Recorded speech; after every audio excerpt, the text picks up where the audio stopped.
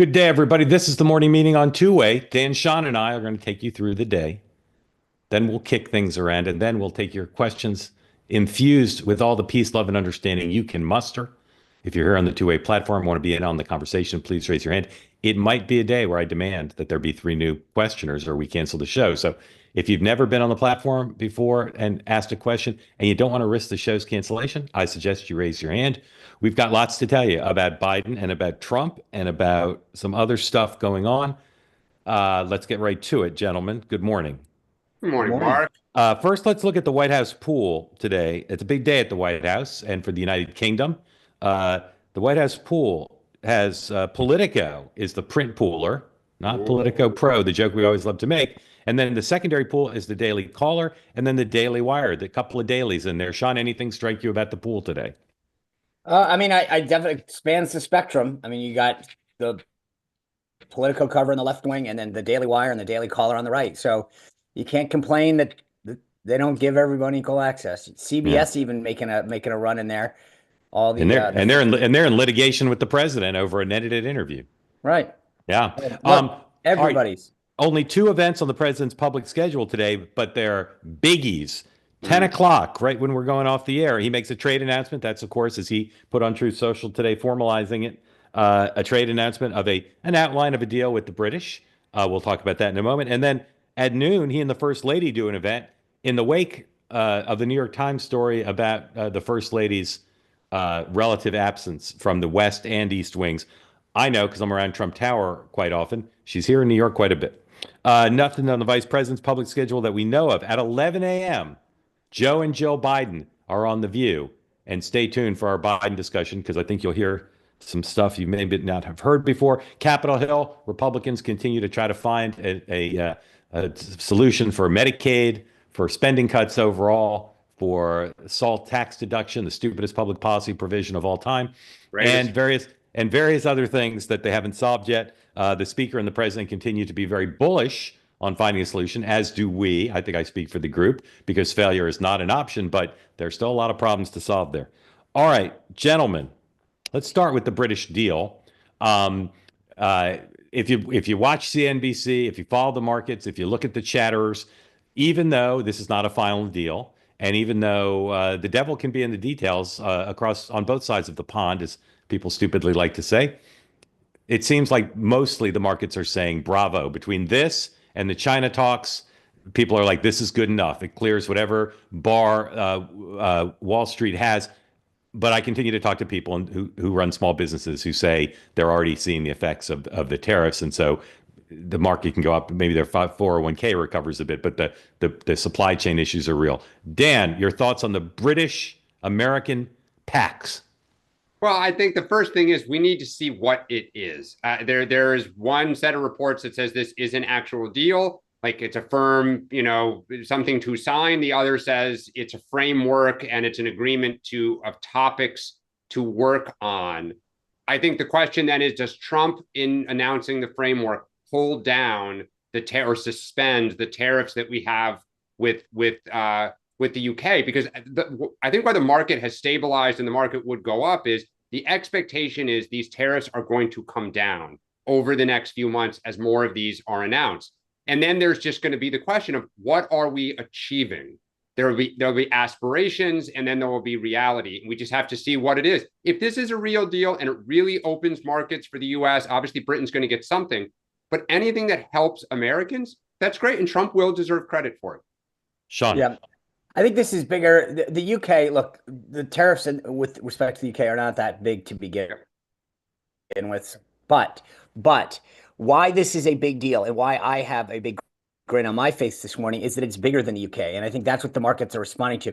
Everyone kind of expected India or Japan to go first. I've said before, India and Japan to me are some of the two toughest countries to negotiate when it comes to not just tariff but non-tariff barriers, and they pledge to the heart till the kingdom come and never deliver. So I actually think this was great because no one expected it. I think it's a prelude to additional deals that will happen, and I think this is a signal to the rest of the world there is a path forward to get this thing done. It's good for steel tariffs.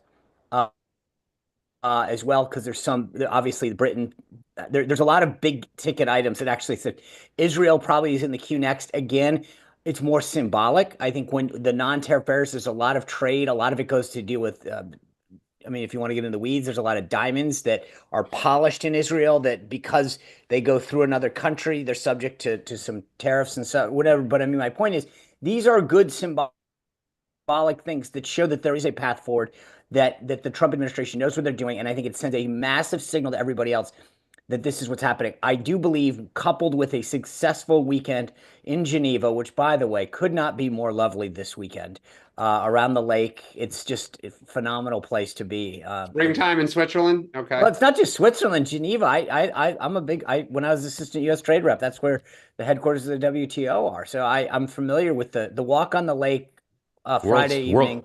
World's best chocolate too. But be careful. They close early. Early. They do close early. Maybe I'm a knucklehead and everybody knows the answer to this, but is this the thing the president teased? Is this the thing he teased? Yeah, this is it. Okay. Making sure. But let me so anyway, I think that this is a huge signal, and I think this part of the reason the markets in other countries are like, it created a massive roadmap forward. So this is, and to Dan's point, look, I don't want to count my chickens before they hatch, but here's what I will say.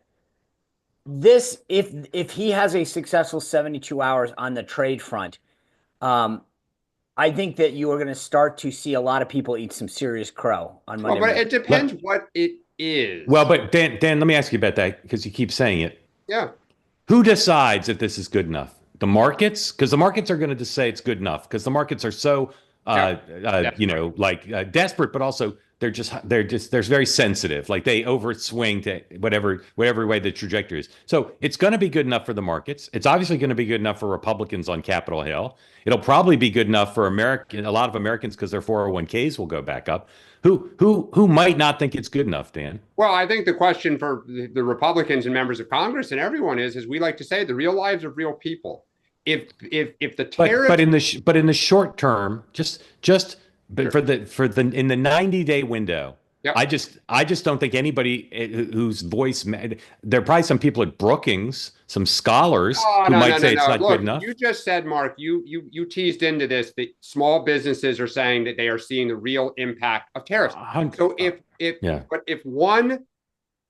the tariffs on Great Britain come down, but I'm asking you a different question. I'm not asking you, will this fix all the problems for the real lives of real people? But if people still call them members of Congress, no. What I'm saying is there's a different question that's a little bit processy, but it's not meaningless.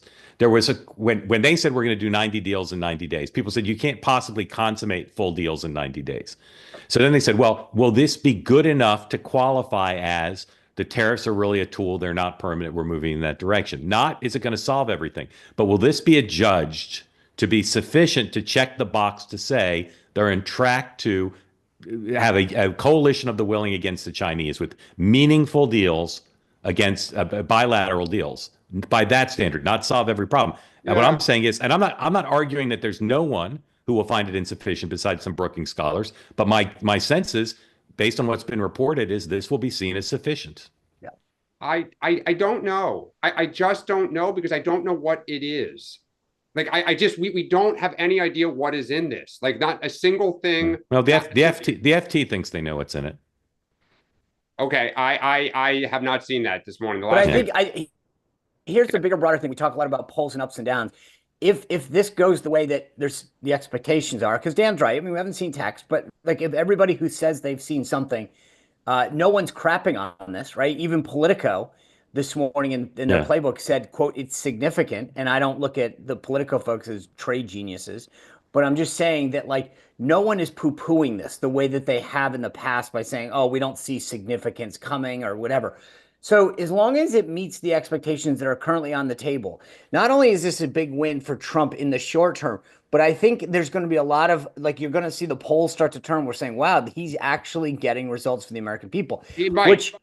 I will give you the asterisks, but I think that everything's headed in the right direction.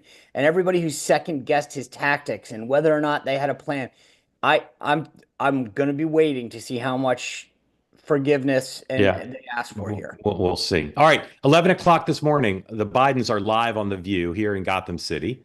There's a story in Politico today that says they've hired the former Pentagon spokesperson to manage the Biden comeback. I'm paraphrasing kind of that Joe Biden wants to be out there. The 100 days is over. He wants to be prepared for the books that are coming out that will be critical of him. He wants to speak out against Donald Trump.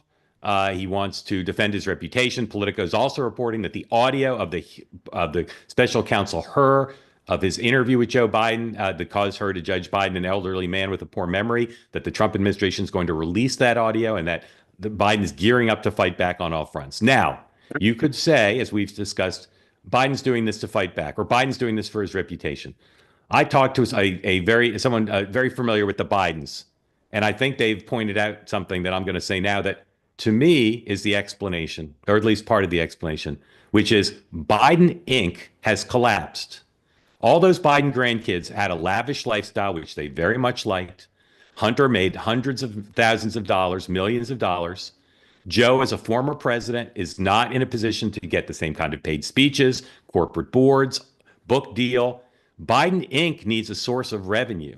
And Hunter does, even though he was pardoned and he's not going to prison, Hunter does not have great earning capacity. And you look at the rest of the family. Wait. The paintings aren't worth a lot? No, the paintings are not worth a lot. So what I'm positing for you guys to weigh in on, Dan first, is my source right? Is what at least part of this is about is the reality that Biden Inc., the trough is empty. The spigot has shut down. They need a way to get back in the game to make big money, to have the grandchildren fed and clothed and flown first class, etc. It certainly could be. I think the challenge is at his age, kind of trying to like start a new career, so to speak, a new set of endeavors is very hard. Who else is going to do it though? Well, no, I mean, that's the thing, right? His brother's been under FBI, watch now. You've got Hunter's issues. It very well could be. I just think the challenge for him is in all of these appearances, and I'll add Jill to this. We know what everyone wants to ask him about why he dropped out, about his age, and at least maybe we'll see today something different. He still doesn't have good answers. To be clear, the irony is I think he's going to set back the cause of Biden today. Well, that was going to be my next statement. Yes, I agree. I agree. Kind of just go, yeah. So I agree, Sean. Let me say it this way: just imagine a normal family, a John Q. Public, the Public family. Okay, the Public family at one point between the patriarch's son and the patriarch's brothers, they were pulling in $10 million a year, maybe more. Right? What's Biden Inc. pulling in at today? I mean, to quote the great LL Cool J, "Don't call it a comeback." Yeah. I mean, I don't think he was ever. I don't think he was ever there. So they're not. I mean, but to your point, I don't know where the grift is over, right? The big guy's not getting his cut anymore, and that's a problem. I get it. They've lived a very lavish lifestyle. The beach house, I got to imagine the property taxes aren't cheap.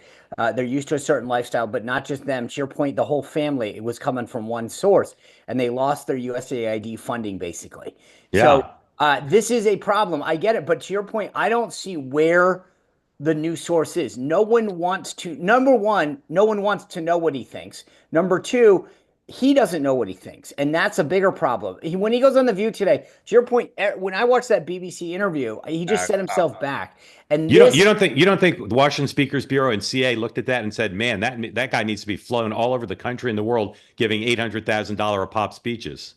No, I think they looked at him and said, hey, we're in the middle of a briefing right now. We're going to get back to you. Yeah. After the company retreat, like the family's income has taken not just a hit. It's gone from millions to I mean, I don't know what he's making now. He got that one paid speech, but that's guess what? $400,000 a year as a former president. Right. Yeah, but it's nothing like that. I mean, that's a couple months of Burisma.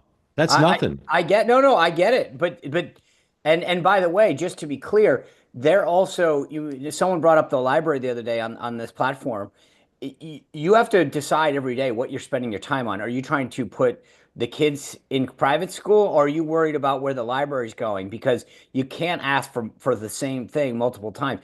There are probably some people. And I'm sorry, and just on that point, I've always thought he was going to have trouble raising money for the library because he's not been someone who's Not a good, Right. never been a good fundraiser, and the donors are not currently in love with him. Right. So that's a whole separate money problem Right. But for the Biden when family. they give you your 3 things you're going to do today, Yeah. you got to figure out number one is pay the Yeah. bills. Yeah. Well, But I just want to add though, because Mark, you said part of the, the Politico story is about how he wants to like take on Trump. He wants to, at least based on what he has said so far, he tried to again litigate the economy, that like things were great, which is just not how people felt at all. right. He doesn't have good answers, even on substance, right? Again, I go back to when Trump came back, he talked about inflation, he talked about the images at the border, which were real, and then Afghanistan. Like he had 3 issues that were in his wheelhouse. Biden is just like, just sits there and pounds the table like things were good. I did well, look, right? It's in the spirit of bipartisanship, we got an hour and 45 minutes until the View starts. Yeah, so, let's see Mr. President, if you're listening, here's the thing.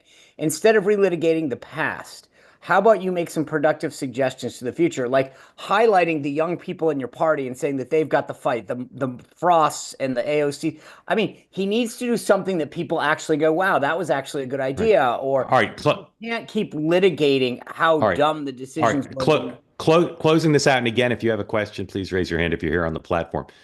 I want serious answers from both of you, not jokes, not hopeless. If Joe Biden called you and you were inclined to help him and he said, Dan, Sean, I need to make more money for my family. I need to leverage the assets I have as a former president to get the spigot going because we need more money. What one piece of advice would you give him of how he can leverage the assets he has to do that? Dan. I'd say, sir, what are you most passionate about? What is it that makes you want to get up and make He's most passionate about attacking Trump, but that's not going to make him any money. No, but I mean, if it's foreign, like let's pick a subject because you got to believe in it. You got to wipe. All right, he said NATO. How's he going to make money off of being passionate about NATO? So I would say then go start your post-presidency focus is going to be on like world relations and Europe and taking on Russia. Then set up a concurrent business of companies that have an interest in that. And you can both kind of advise, consult like PE funds that want to understand all the different angles of that issue because it affects their business. And then also try to do good, right? You can do both. Yeah. All right. You only have a few years. Yeah. I was going to say, I'm not sure that would gestate quickly enough for the grandkids. Sean, what would your advice be to buck rake? I think there are 2 things. One, I mean, Dan's idea I get, which is maybe set up like the Biden Center where you pull in a lot of your former aides and let them do the work and you kind of grift off them. That's something that they could probably get behind. So it's you get all the Jake Sullivans or whatever. I mean, get a bunch of them, create this consortium where you're guiding. I mean, that's number one. Number 2, potentially start to talk to some of the grandkids about running for office in Delaware because you probably have some good political capital there, but start to build the next generation of people that can say, hey, the Biden family's still in business. And then number 3 is, I think, start to create this elder statesman view of how do you do what you said you were going to do, pass the torch, highlight the next young people in the party, get seen as someone who doesn't litigate the past but looks towards the future. But I got to be honest with you, this is not an easy one. Yeah. Even if you want to be helpful to say, because part of what, as you know, I mean, you brought this up, the speeches and all this stuff, people pay. They don't want to, they're in a business. And if they can't make 15, 20% off a $100,000 speech, it's not worth their time for all of the logistics to go into it. So it's not a simple proposition that he's asking for. I think the other thing is you got to start thinking about leveraging Jill Biden still, I think, liked on the left by a lot of folks. Can she go out and do some stuff? I don't know. I don't know if she's ever made anything except her teacher salary. I have 2 things, and I did glance at the chat, and I've seen this in the chat, but I had them coming in. One is he'd have to write the mother of all tell-all books. He'd have to expose everything that Clinton's ever said to him, Obama ever said to him. Oh, I'll tell you what, he did. If he went to Grievances, if that was the book, like if he wrote the book, that's what I'd give him a headline. He'd need Mr. a President, ghostwriter. write a book, call it Grievances. Tell everything about Pelosi. No, I'll buy it. But he'd need a great ghostwriter. He'd need to make it like novelistic story of everything, and he'd need to burn every bridge. And number 2, he needs to put together some sort of dog and pony show for speeches that people would pay for, and it can't be centered around him. So I don't know what it is, but he needs some sort of thing that people would want to hire beyond hearing Joe Biden rag on Trump and tell Strom Thurmond stories. Those are the only two things I can think of, and I'm not sure they'd work, but that's that. All right. The president has a new Surgeon General nominee, Callie Means, who's Casey Means. Sorry, Casey Means. Callie's brother, Callie's the brother. Callie's sister. Thank you. Casey Means, who is very popular with Maha. She's a big supporter of Secretary Kennedy. Her brother is in the administration as a temporary government employee. She's perfectly qualified by the sort of standard metrics for be a Surgeon General, but she is being attacked by two, at least, very important MAGA voices. First, Laura Loomer, 105. Laura Loomer, who forced out the previous nominee on the eve of her confirmation hearings, says that Casey Means is, this is kind of a cryptic tweet, but she says, amongst other things, that she's not a Trump supporter. So Laura Loomer is against her. And somehow she still got the job, even though Laura Loomer is de facto personnel director at the White House. And then this is interesting. Ms. Shanahan, who was Bobby Kennedy's running mate, Nicole Shanahan, also extremely negative about this nomination, calls it strange, doesn't make any sense, and suggests that there's a rift between her and RFK, who she says she was lied to. So, Sean, can you decode this? Why is Donald Trump replacing one Loomer reject with another Loomer reject? Well, I'm not so sure. I mean, the timing of this, Jeanette's confirmation hearing was supposed to be today. Yeah. There are questions about her credentials, according to the media. I don't know that that's true or not, or whether that's just the excuse. But the replacement was so quick that I got to believe that something was in the thing. As a side note, just so everyone understands, Jeanette, the previous one, was Mike Waltz's sister-in-law. Yeah. So the question is, was she, once Waltz was out? Waltz was promoted. He's not out. I apologize. No, you didn't let me finish the sentence. Yeah. Okay, sorry. Go ahead. Once he was out of the White House and going to New York, did that have any impact on her standing? I think, look, Callie, as you mentioned, is an SGE, a special government employee serving at HHS right now.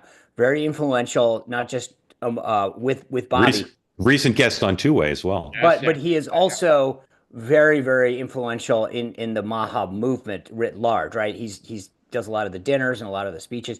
Her book, Good Energy, that he was a co-author on, was basically, I think, I know a lot of people give Tucker the interview with Tucker credit, and I think rightly so, but that book became a bestseller for a reason. It's phenomenal. I think that Laura probably just she's clearly able to take people out, but I don't know that they're looking for who to replace them with to her. And that seems to, and I only say that because clearly this pick was not run by her because she's going after her.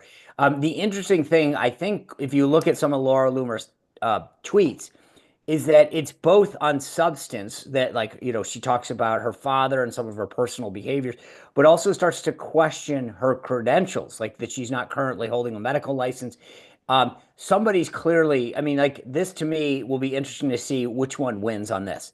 Okay, but Sean, just to decode here, if Laura Loomer is totally opposed to someone. But remember, Mark, that's what I'm getting at. She gets to take people out. I'm not sure she's being consulted on who to replace them with. But if you're the White House and you've just let Loomer veto yet another personnel choice, doesn't it make sense to say, hey, how does Laura feel about this person? It does. If you're going to give her a veto, why invite letting her publicly humiliate you again by saying, sorry, you can't have your second choice? It's a great question, and I don't know that was vetted. I think that my guess is that because of Callie's access to Bobby and the prominence in the Maha movement, it was just like, oh, we've got a great replacement. Look how quick that went. There wasn't I got to be honest, that to me did not look like that. That was hey, the other one's down. Who do we got in the bullpen? Yeah, because they typically don't. Typically, most administrations, not just this one, if something like that happens, they say we'll get back to you with the replacement. Well, look at Waltz, right? Yeah. They didn't have a backup. Well, they were at least trying there. They were trying. Right, but my point on this one is they took her down, and then someone said, hey, you know what? We got someone right here who can handle it. Yeah. It's Callie's sister, who's a big, she's the name on the book. She's the one that. Yeah. So Yeah, Dan, they can't deny the reality. Laura Loomer is the de facto personnel director. So, You stole my I mean, line. yeah, I don't know. I How do they walk into this and say, well, okay, we're giving you your way, but now go after another one? it just made me scratch my head. And by the way, there's this group Maha that is very important to the Trump movement. That's very important to their future and their political coalition. You're kind of going to war with a little bit here. I mean, I don't think Laura Loomer's MAGA. I don't think she's Maha, and so she's kind of throwing arrows at another person. So I'll be very curious because the fact that Laura Loomer seems to pop in and pop out and then publicly kind of like put scalps on mantles, that like I got people when Trump doesn't like it when it's seen as not him but other people.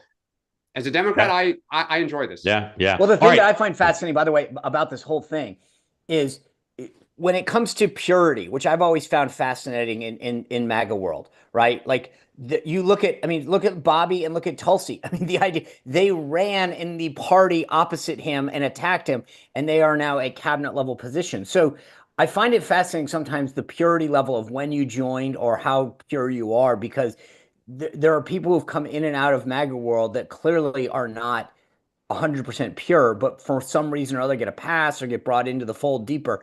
Um, I think that I would not go so far as to say she is the personnel director. I think in some cases she is exposing cracks in some of the system in terms of the decisions, and they give excuses. I mean, look, she was used as a heat-seeking missile to take out walls. I Yeah. don't think I don't know how much of a play she had in the previous Surgeon General nominees standing, but we'll see. Just, I think, by the way, I don't think that the Casey thing will work. I think Casey's standing within Maha is strong enough that she's yeah, going I do too. I do too. Just to be clear, Sergio, I was being hyperbolic for humor effect when I said she was the de facto personnel director.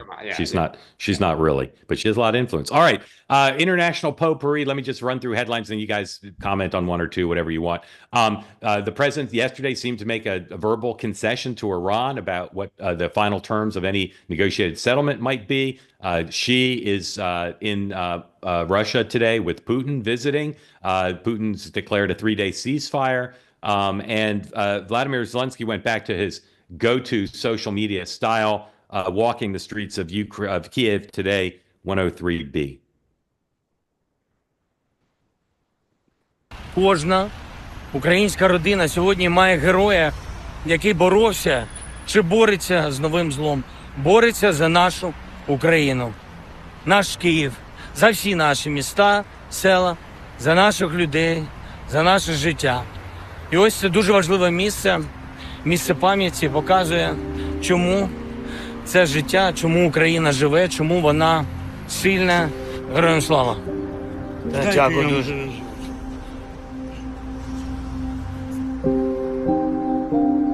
For those of you listening and not watching, he basically just walked the streets and talked about the importance of place and solidarity, and ended with a shot of a little girl. Iran, Pakistan continues.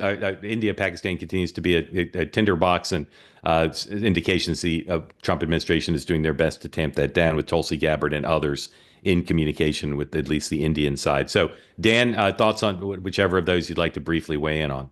I think the one that's most interesting is the China-Russia meeting, just because it both, the question of how does Russia, if this war keeps going, sustain with munitions and financing and selling oil, and China, which is clearly trying to heat off the U.S.'s encirclement of it, is going to somebody. So that's the one I'm keeping my eye on, and Iran and Israel in the Middle East. It's three-dimensional chess. I'm going to add to the list. Yeah. The conclave. Yeah. And here's why. Well, in all seriousness, so we've had the second vote today. If you look at the past several PANAF selections, you're basically between 2 and 5 days. So we're on day 2. We'll go into tomorrow. And I say that because once that happens, the eyes of the world are going to shift to the Vatican and talk about the new Pope. I feel like the media will obsess about how connected they are or not to Francis, what this means.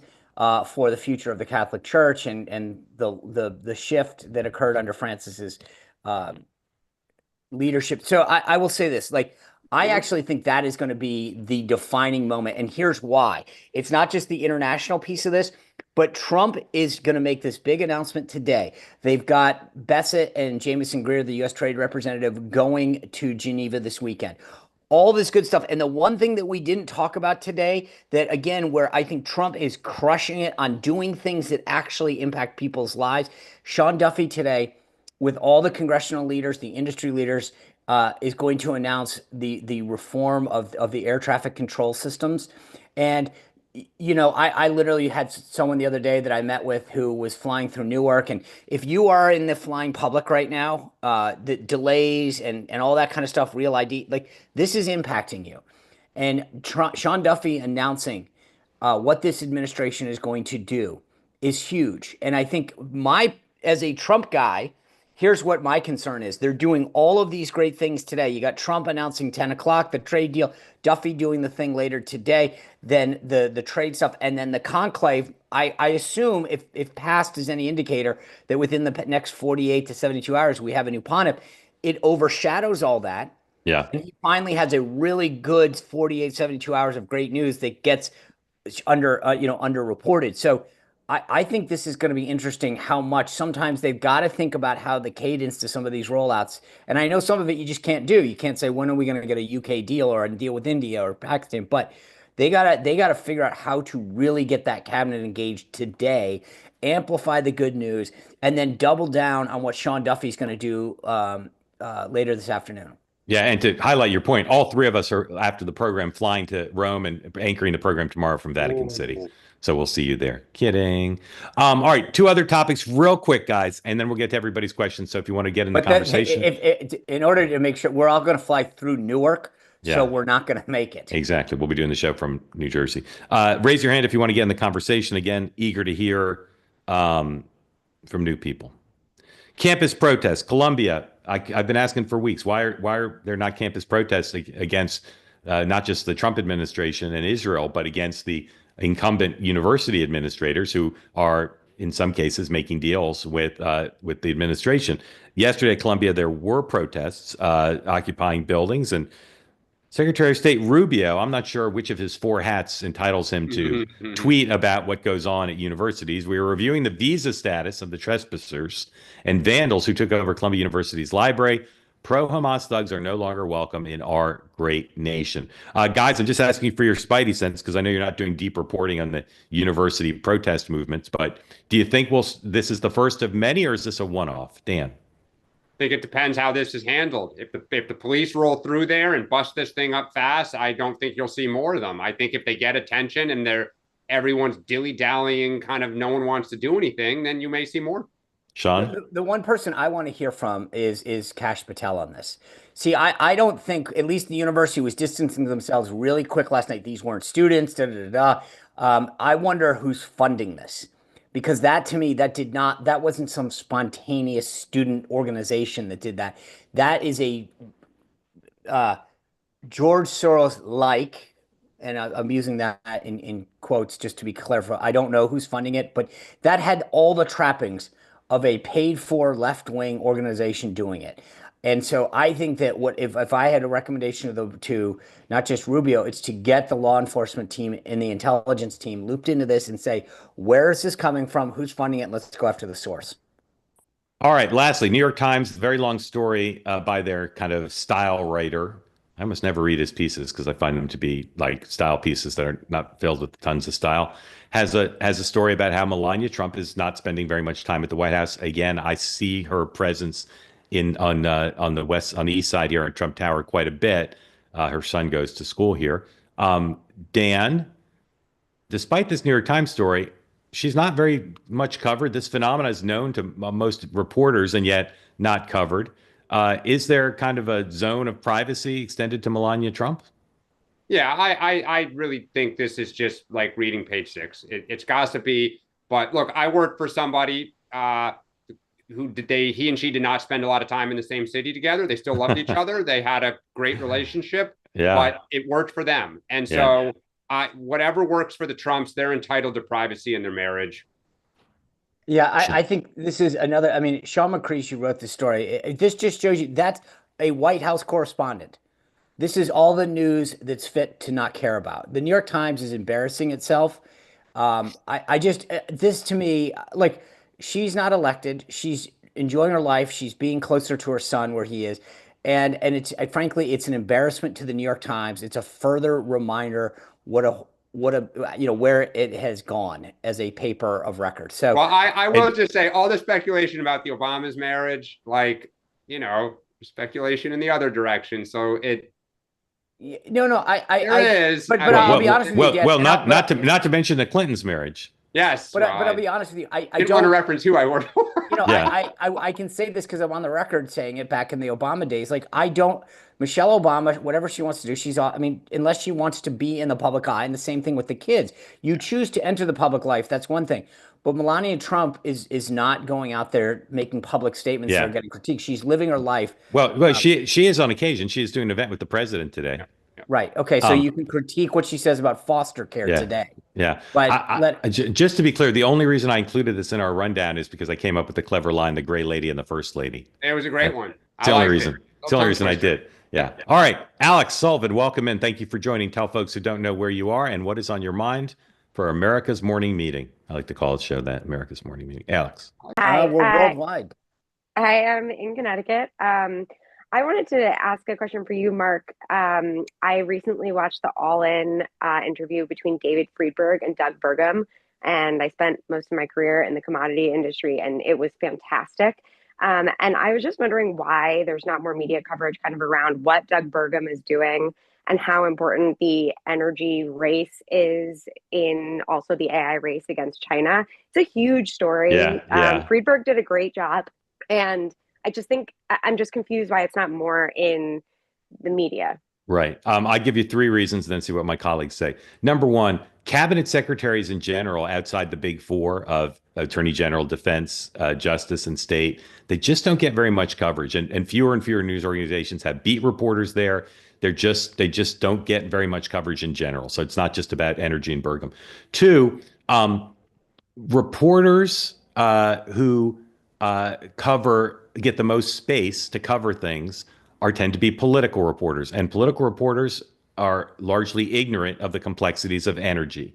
So if you ask most White House reporters, or even reporters who cover, the administration writ large, tell me the history of the regulation of nuclear power in this country, they'd have no idea. They just don't. And so this is an abstraction to them. And then finally, there is a lot of coverage of it. It's just not in, the so-called mainstream, right? There are a lot of specialty publications who cover it. And so those people kind of have the market cornered. So to take like a clean example, if you read Politico, you'd see very little coverage of Secretary Burgum. If you read Politico Pro, you'd see a lot of coverage of Secretary Burgum.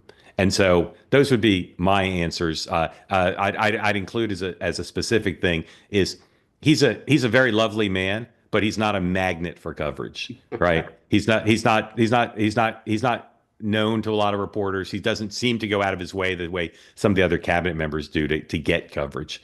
Sean. So interesting. I agree with you, Alex. Like he's not just doing great things, but like I saw Doug Burgum the other day. He came in and he was all dressed down probably, but I still look, appropriate. And he was like, sorry, I was out at a fracking thing in West Virginia. Then he went out to an oil rig. I mean, this guy is a guy of action, and I love it for all the things that he's doing. But I agree with you. Like, I actually thought Mark was going in a different direction, which is, I think most of these reporters don't like covering anything that's not them. So when these guys go on the All In podcast, and we've talked about it before, that some of the community members here brought up the previous interviews with both Besant and Lutnick that I think were fantastic, right? Other reporters I always find are jealous about covering what other people cover. So it's almost like once you say there was a profile of someone in another publication, they almost shun it. Most of these guys, it's funny, I've got this test that I do with a lot of reporters where I'll ask them about their media diet. And I'll say, like, do you know who Tim Pool is? Do you know who Dave Rubin is? Do you know? And they're like, no. I'm like, and that's the problem, is that they read themselves. Go down and look at when Politico on the weekend will make a list of like top reads.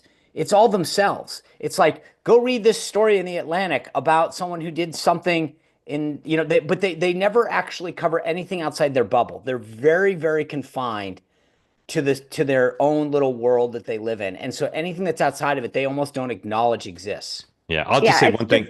Go ahead, Alex. Yeah, Go ahead. no, it's just frustrating because it was such a like balanced conversation in terms of climate change and helping the poor, and I just like if the media would cover that, it might actually temper down some of like the rage. So how long was the interview, Alex? Was it like an hour? It was about an hour. Yeah. And it was just fantastic. Yeah. So two additional things, and then Dan. First of all, it's hard to cover those topics in a normal, regular media context, right? 800-word story, 1,000-word story, or a 2-minute TV segment. The stuff he's doing takes a long time. And then reporters, for the most part, in Washington and New York, they don't really think about the energy industry.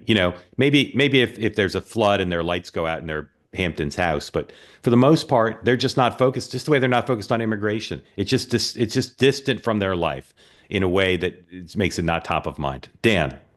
Alex, I think there will be more coverage of this if and when the reconciliation bill passes, because a chunk of it is going to be on energy. And I think one of Trump's successes in his first term was he did kind of kickstart a lot of the domestic productivity that allowed manufacturing to come back because it was cheaper. Sources of energy were cheaper here, and it made the kind of arbitrage of doing stuff in China between shipping costs and everything a little bit more prohibitive. But I think part of this too is when you get into talking about climate change and other things, there's part of the Republican Party that doesn't like those conversations. They don't. And so I think there is a line that they walk in terms of highlighting, what Trump is doing with the kind of realities of the world and investments that need to be made. Because one of the things Trump wants to do is take apart some of the energy initiatives that Biden did that by all accounts are not partisan. They're good for our future. But we'll see. All right, Alex, thank you. Grateful to you. Great question. Thank you for coming on. I asked Alex to unmute, but I didn't do that on purpose. Thank you, Alex. Andrew, welcome in. Thank you for joining. Tell folks who don't know where you are what's on your mind.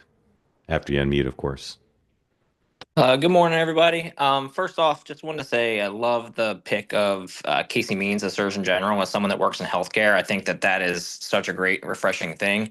I was looking into I think the Nicole Shanahan part of it is very interesting. It seems like that from just a little bit of a Twitter sleuthing that I did this morning, it seems like that might be more of a personal beef than a professional beef. But overall, just really excited to see Maha get some love here in the Surgeon General pick. On another topic, though, polling. I know we've talked a lot about polling on here a lot lately, and something that I've seen really interesting was the breakdown in the age breakdown on the polling for Trump approvals rating. And it seems like it's like the opposite of what it used to be for Republicans. So like Trump seems to do a lot better with younger people. The Bidens are live on The View here in Gotham City. We got that one. Yes, sir. Sorry about that. Good. I was watching myself on Twitter. Wow, what a meta moment. Yeah, go ahead. Apologies. No, so I was just saying, like, it seems like it's almost the inverse of what Republican polling used to be. It's like the younger the people are, the more likely they are to support Trump, and the older the people are, it seems to be that they're not. I haven't seen as much coverage of that.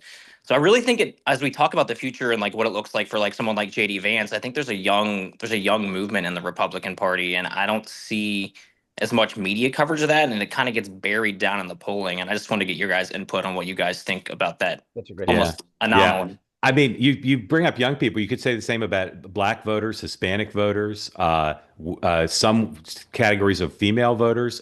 You could say that about working class voters. You could say it about men. Like, this is one of the big problems with the Democratic Party now. The media is enabling their keeping their head in the sand by not covering it. I mean, like when Barack Obama created the so-called coalition of the ascendant, and he moved many of these same groups towards the Democratic Party, Ron Brownstein couldn't write enough articles about it, couldn't write enough to highlight and to analyze why it's happening.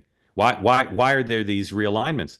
And because the press has cognitive dissonance, they can't understand it and they want to be in denial about it. The Democrats are too. It's a massive story. It's a very interesting story. It's a very important story, but it's not covered because neither the press nor the Democrats want to grapple with the reality of it or the reasons for it. Dan. Well, I disagree that the party is in denial. I think the party's very aware of it. They are, and the party being the leaders of the House, the Senate, the kind of governors, like they are aware.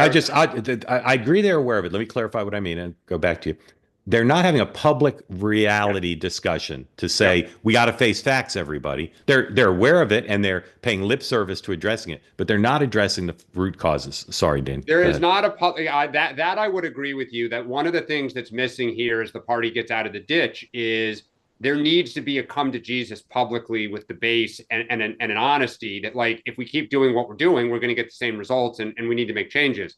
I will say, though, Andrew, there has been, Trump's numbers have come down here by all accounts in the last, let's say, 15 to 30 days.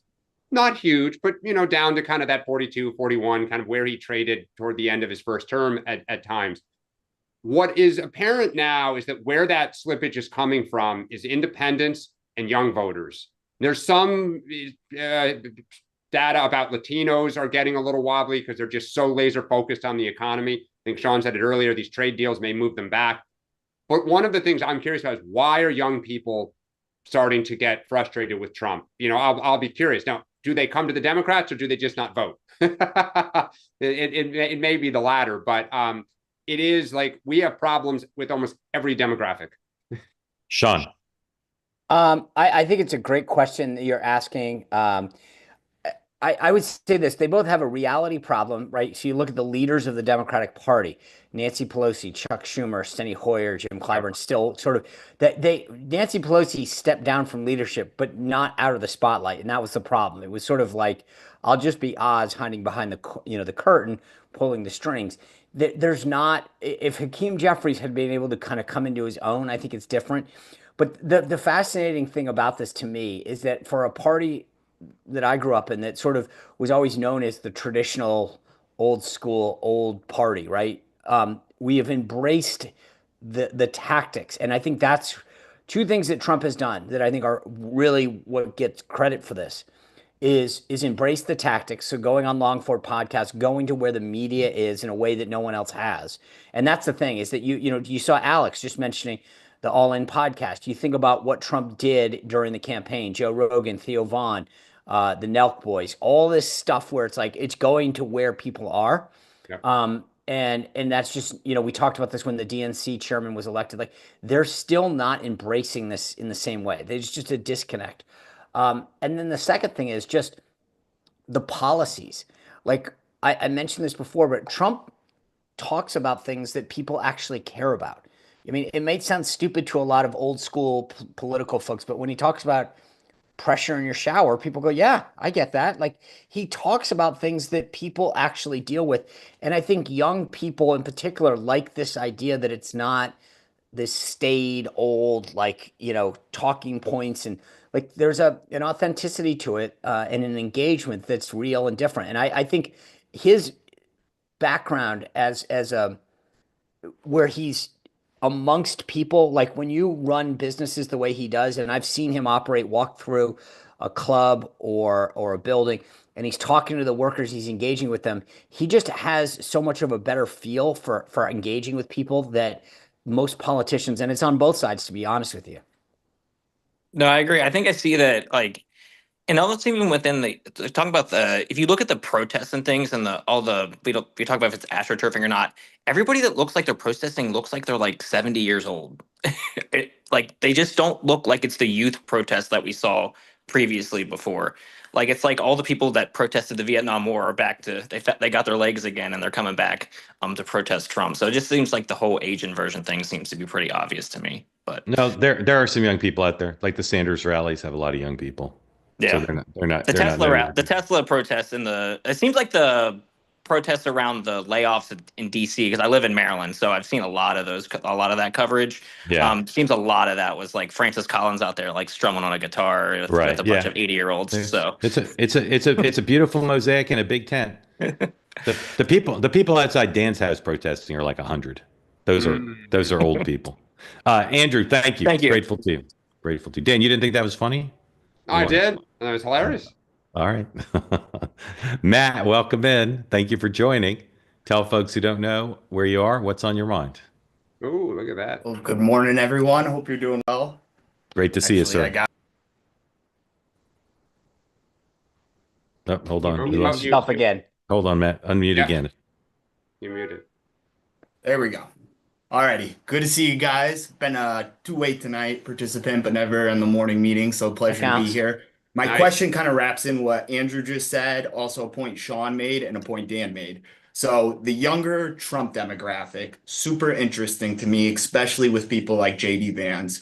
Sean, a piece of what you said, which is Trump's ability to relate to everyday struggles that connect more with people. And then Dan, seeing Trump's demographic between 18 to 29 slowly dwindling since he's taken in office. What I don't understand with Saul and Trump's ability just to pick these low-hanging fruits that relate to people, that one of the greatest things we have is that ability to do a tax deduction. Why are we not giving a tax deduction to 529 college saving plans with the amount of student debt we have? Why isn't that tax deduction being used for first-time home buying? Why isn't that tax deduction being used for car loan deductibility? You know, so I just think there's so much low-hanging fruit to be had here, and instead you're taking SALT, and SALT only applies to people that itemize their taxes. That's only 10% of people, and it helps people that are in these coastal elite cities of New York and California. So I just think there's a lot of low-hanging fruit here. So my question to kind of wrap all this together is, why aren't they taking this low-hanging fruit and pursuing things like SALT? They've already promised a lot of things, and part of what they've promised is Trump promised in the campaign, and SALT is required, must be addressed to get enough votes to get it passed, because there's some members who just have that as an absolute. And there's some portions of the Republican Party who don't like adding to the tax code. They just think that that's, and government engineering, and it's inefficient to play favorites that way. Those would be my answers. Sean. Yeah, so a couple things. One, every tax cut has to have a champion or a constituency that makes it worth fighting for. And from a budgetary perspective, as they go through this, they've got to figure out which ones matter. And the biggest priority, number one, number two, number three, is to extend and hopefully make permanent the 2017 tax cuts. So that's that. Then two, to Mark's point, you're going to take care of Trump's promises. No tax on tips, no tax on Social Security.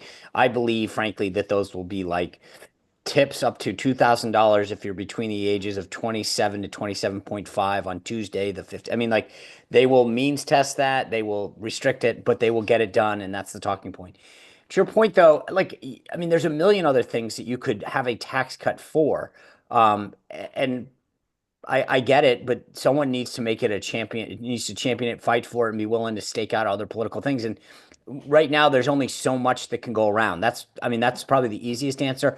I will say on SALT, this is to your point about, like, when you started this, you said this question wrapped in this question and this question. SALT is political. You ask a very interesting question, right? Who cares about it? And it's almost less about who cares about it and where are they from. So the bottom line is we have a math issue here. We have a 4-seat majority, and you have enough people that care a lot about SALT. Mike Lawler, who was here last week, Tom Keene, and Jeff Van Drew in New Jersey, a couple guys like David Valadao in California. You start to get to 5, 6, 7 real quick, and you realize if those guys don't get what they want, then you don't have anything. And the hidden gem in SALT is the following, and Mike Lawler's been the champion of explaining this, is Mike Lawler, when people say you have all the cards, he literally has the cards. Because his answer is, great, do nothing. Guess what happens if you do nothing?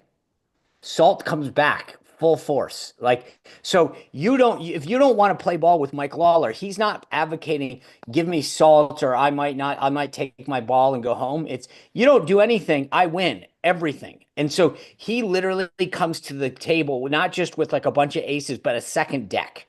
And he's like, I'll play the other cards too. So I think that this is one of those really complicated political situations that's not as easy to just say, oh, what's the merits of it? He gets to say, either you come with me, and by the way, like Nickel Loda and a couple of those other guys, but like, or I don't have to do anything and I win everything. So you are forced to deal with those guys in a way that other champions of tax provisions don't have that leverage. If you want to, thank you, Matt. Grateful to you. If you want to follow MAGA and what's going on, there's certain Twitter accounts, certain X accounts you got to look to. Okay, so Charlie Kirk has tweeted on behalf of Casey Means supportively. Yes, great Surgeon General pick. Jason Miller, who's not in the Trump administration but is kind of the godfather of communications from the outside, he retweeted. Put that up, please. Don Jr. Just during our program, Jason Miller retweeted. Wants everybody to make sure everybody knows that Don Jr. is supportive of Casey Means. So there's two of the three members of the board of what I call the board of directors. I'm pretty sure Tucker's supportive too. Tucker's had Casey Means on his show in a very well watched interview. So Don Jr. I'm sorry, that's Don Jr. Don Jr. retweeting his father's post, and then Jason Miller retweeted that during the program, right? So there you got Don Jr., Jason Miller, and Charlie Kirk all on board. Now, Laura Loomer during this program has put two things on X as well. One, she tweeted on her own, replying to her own tweet. This is arguably witchcraft. You have no many texts I have received from doctors who are members of Mar-a-Lago and Bedminster who are like, WTF is this? This is honestly insane. I do not believe for 1 second that Donald Trump made this decision. I refuse to believe it. And she just tweeted in response to Charlie Kirk, this is a terrible pick who is more focused on selling her books and products on her website with her brother. Please do not support this pick for you as a Surgeon General. This is insane, Charlie. People can say, Mark, why are you talking about Laura Loomer? Laura Loomer sat in the Oval Office with the President of the United States and the National Security Advisor and said, these people need to be fired, and they were. Laura Loomer said the previous nominee to be a Surgeon General should be withdrawn, and on the eve of her confirmation, she was. So she's up against Charlie Kirk, Don Jr., Jason Miller, and she's saying this isn't the president's doing. Sean, I ask again, will this nomination go forward, or will there be a Loomer veto? No, Casey Means will be confirmed as the next attorney, Surgeon All General. right. Dan? We need two sponsors, Popcorn and DraftKings, because this is awesome. Yeah. I'm just going to be riding Twitter all day reading Laura Loomer's missives. All right, some things to tell you about. By the way, this would be great to knock Biden off the front pages. We could just keep talking about this. Yeah. All right. Dan? Oh, man, I love X. Dan, you texted me. Do I need to respond to your text? I didn't understand it. Nope. All right. All right. He was saying, stop Googling yourself. 6 o'clock tonight on Two-Way Tonight. My guest will be the owner of the Los Angeles Times, who's been on Two-Way before, Patrick Soon-Shiong. We'll talk about the media. We'll talk about the Trump administration and take your questions. People generally seem to have a lot of questions for Patrick. So please join us at 6 o'clock tonight. And then at 7 o'clock, Michael Moynihan's show. This was a show that was done live earlier in the week at the Comedy Cellar at the Village Underground. So please join Michael for a conversation about free speech. You can see the great guests there, Nick Perino, Lee Rowland, David Kaufman, Charles Fane Lehman, all live, done live at the Village Underground. And that'll roll premiere live on YouTube on Michael's channel immediately after Two-Way Tonight. So do that. Also, one more thing, and then Sean, my new episode of Next Up, I'm talking to the Secretary of the Veterans Department, Mr. Collins, and I'll have some things to say about the Democratic Party that you won't want to miss. You can watch that on YouTube later today and wherever your finer podcasts are available. Sean, what do you have today? It's Thursday. It's a panel. We're going to put up some white smoke here. Elizabeth Mitchell from the Daily Signal, Sarah Gonzalez from The Blaze, and then Dan Turrentine from a little outlet called The Morning Meeting. So it's 2-on-1 at 6 o'clock. That's a tough booking. It's a tough booking.